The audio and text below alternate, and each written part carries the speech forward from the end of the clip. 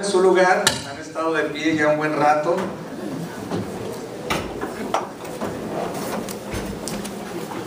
Es un privilegio para mí estar con ustedes en este día. Quiero decirles que el pastor Rick Warren, todo el equipo de la iglesia de Saddleback, allá en Lake Forest, California, está consciente de que tenemos ahora un grupo aquí en Seattle que vienen de diferentes partes de Washington y tal vez de otros lugares para buscar la voluntad de Dios para sus iglesias.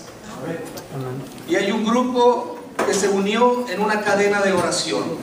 Es importante porque todos sabemos el poder que tiene la oración.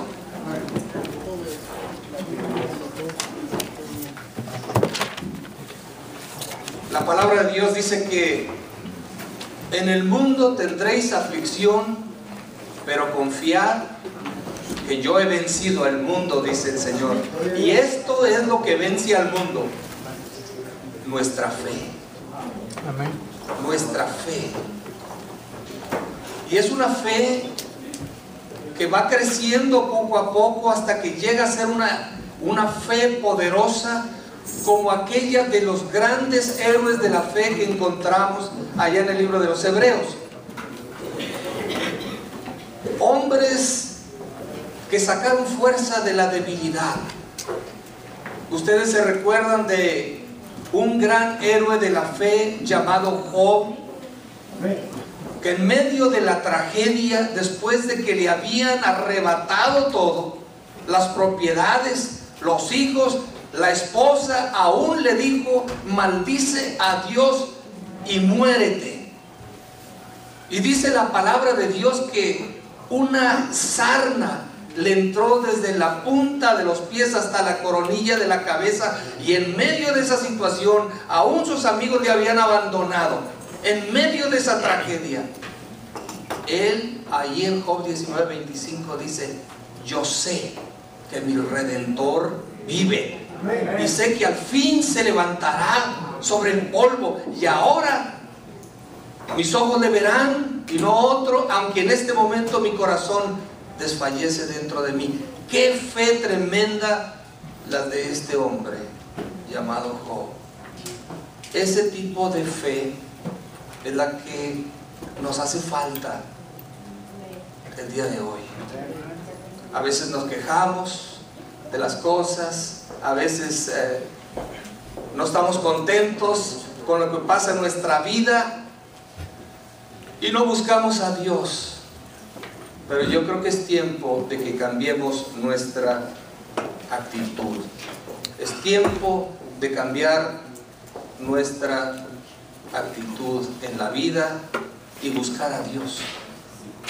Buscar a Dios. Estoy dando un tiempecito para que coloquen aquí la pantalla y poder posteriormente usar unas láminas de el proyector. Pero déjenme decirles, mis hermanos amados, mis hermanas, ¿cuál es el tipo de líder, pastor y de líder que usa Dios? Dios usa personas ordinarias como usted y como yo, líderes que se atreven a soñar, que se atreven a soñar. Todo comienza con que el líder, el pastor, tenga un sueño, pero después es importante que este líder, esta persona, esté dispuesta a arriesgarlo todo, aún hasta el fracaso. Y al final, lo más importante, el líder que Dios usa es aquel que nunca se da por vencido. Y nosotros no somos de esas personas. Amén. Nosotros tenemos que salir adelante, soñar en grande, arriesgarnos en el nombre del Señor y nunca, pero nunca darnos por vencidos, porque mayor es aquel que está con nosotros que aquel que en el mundo está. En Cristo, dice la palabra, somos más que vencedores. Pero a veces, hermanos, lo creemos, a veces lo predicamos, pero no lo practicamos. El día de hoy vamos a estar hablando de cómo edificar una iglesia con propósito, cómo edificar una iglesia saludable. La vida cristiana, mis hermanos, es un maratón, no es una carrera. Y lo importante no es cómo usted arranque, pero lo más importante es cómo usted va a terminar. Nosotros podemos empezar bien algo y a medio camino fracasamos. Algunas veces ahí estamos y en las primeras de cambio no nos gusta y claudicamos. Lo importante en este maratón no es empezar bien, pero terminar bien. Entonces, vamos a hablar de lo que Dios quiere para nuestra vida como líderes, como pastores en la iglesia. Dios quiere para el hombre que llegue a ser como Cristo. ¿Y qué significa ser como Cristo, hermanos? Pensar como Cristo, sentir como Cristo y tener la conducta de Cristo. No solamente pensar,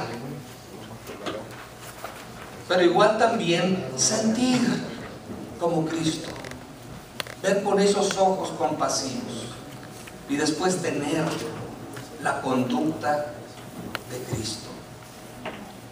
Cuando hablamos de una iglesia saludable, cuando hablamos de una iglesia con propósito, no estamos hablando de un modelo que queremos imponer, pero que queremos proponer. Queremos proponer cambiar nuestra forma de pensar y de hacer las cosas. Un nuevo paradigma. Estamos hablando de edificar una iglesia doctrinalmente sana, estructuralmente fuerte y culturalmente relevante. La pregunta que yo quisiera hacerles a los pastores, a los líderes, a los predicadores, es si el mensaje que están predicando ustedes cada fin de semana, con todo respeto, está alcanzando a esta generación. Nosotros fuimos educados y fuimos formados en otra generación. Y cuando llegamos a hablarle a los jóvenes, a los adolescentes y a otras personas no creyentes, usando los mismos métodos, las mismas técnicas que funcionaron en los años 50, en los años 60, no están funcionando. Tenemos que renovarnos. El apóstol Pablo siempre nos está recordando. En Romanos 12 dice que tenemos que estar siempre renovando nuestra forma de pensar, que no nos acomodemos, que no nos amoldemos a este mundo. ¿Por qué razón?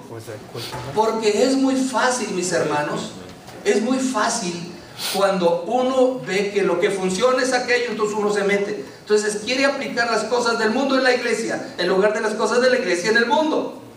Y nosotros estamos aquí para transformar el mundo, para transformar a las personas.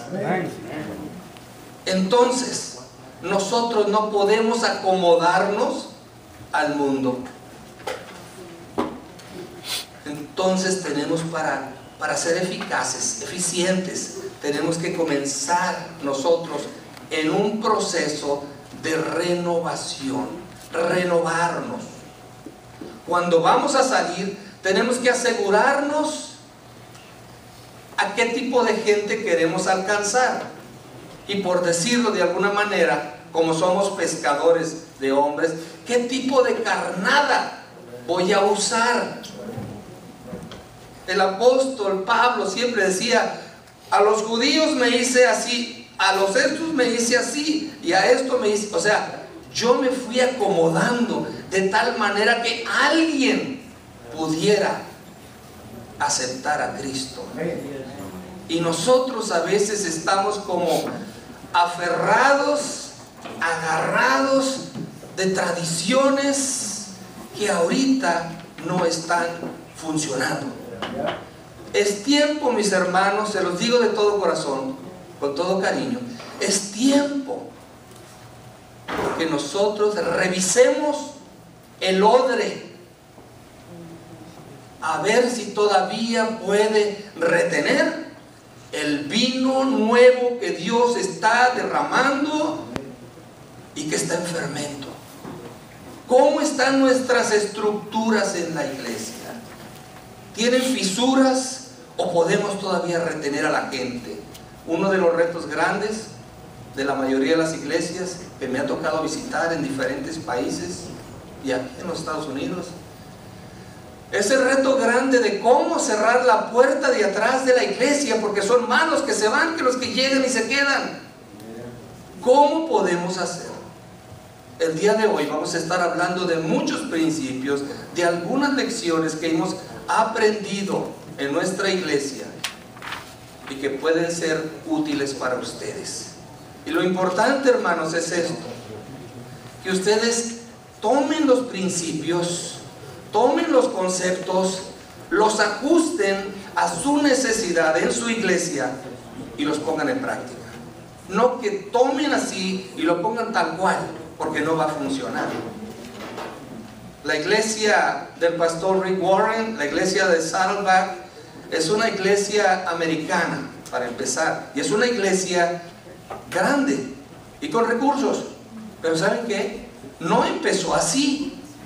Hace 32 años el pastor Rick Warren y su esposa Kay recibieron una visión, llamado de Dios para empezar una iglesia. Se vinieron con su carro y un trailercito con sus cositas al sur de California y llegaron ahí, no sabían dónde iban a vivir, fueron a una oficina de bienes raíces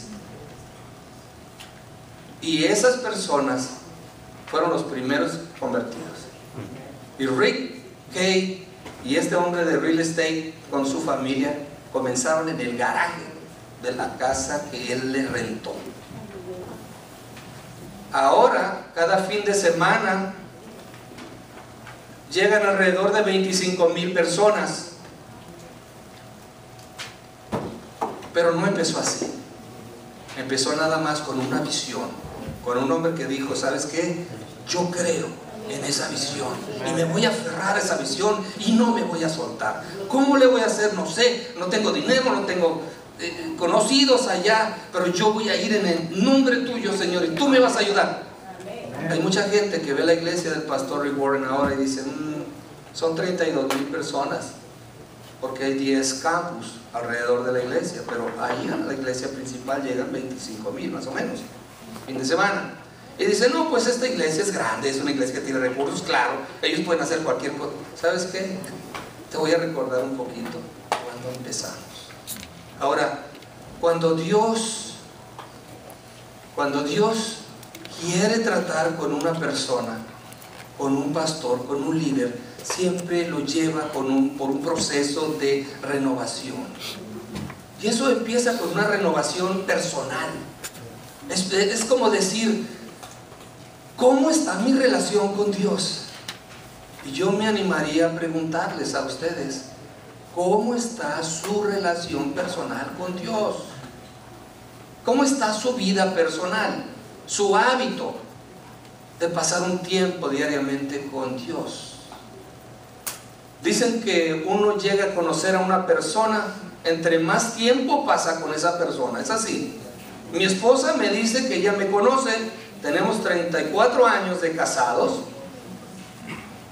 2 hijas, 3 nietos. Me dice: yo te conozco también, ya desde que entras